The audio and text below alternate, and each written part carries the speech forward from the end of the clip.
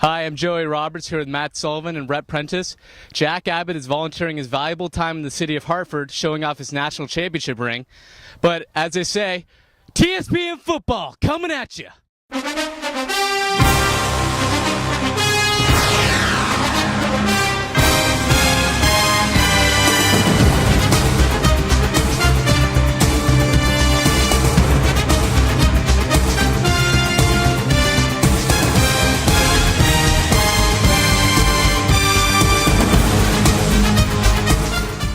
This Saturday, Trinity heads to Bowdoin to face the Polar Bears. Now you can take everything you know about this NESCAC matchup and throw it out the window. The NESCAC is no longer dominated by a few teams, but now each weekend is dogfight no matter who's playing. Although the record may not show it, Bowdoin's football team has steadily improved. Their offense has even outscored Trinity's offense 97-85. And Trinity in the last 3 games has only won by a margin of 9 points.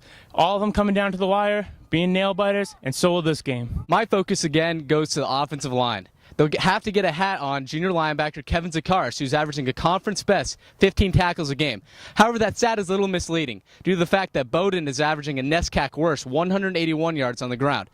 Now, couple that with Ollie Starnes and Bobby Jackson, who are ranked 4th and 8th respectively in the NESCAC in rushing, and that means that Eric McGrath may get a little rest on his arm after he threw for 470 yards against Tufts. Last week, thanks in large part to some stellar run defense from Tufts, Trinity was forced to put the ball in the air 57 times. The team responded, however, as senior quarterback Eric McGrath set a school record, completing 34 passes for 470 yards and 4 touchdowns. What amazed me the most, however, was how well balanced the Phantom's passing attack was, as McGrath found 8 different receivers, including multiple wideouts, tight ends, and running backs. I look from big games this week from the deep threats Mike Galligan and Connor Wells, as well as some huge plays underneath in the open field by tailbacks Bobby Jackson and Ollie Starnes. I expect another huge day from the Trinity offense this week as they look to keep their record perfect at 5-0. My player to watch this week is number 4, Michael Galligan.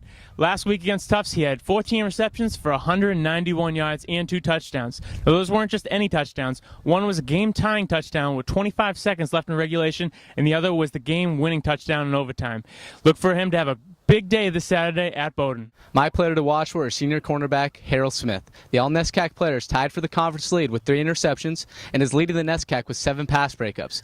Now look for Harold to increase those numbers because Bowdoin's sophomore quarterback Oliver Kell throws the ball an average of 34 times a game.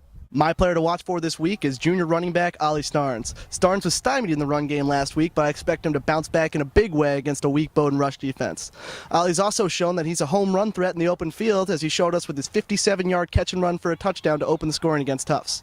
Look for number 33 to rack up big-time yardage on the ground and through the air and find the end zone at least once on Saturday.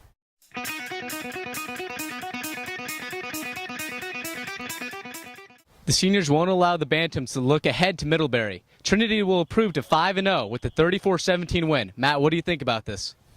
I think Trinity's not going to cover the spread of 7.5, but they're going to win it with a touchdown in the fourth quarter. 24-17, Bantams go 5-0. Rhett? I think Trinity can't let this team hang around. They need to get on Bowdoin early and often. I see them winning this one 21-6.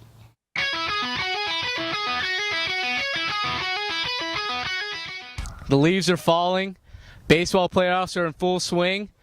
In the words of Chris Berman, come on, Red Sox, get it going. Your season's on the line here tonight. I'm Joey Roberts, TSPN.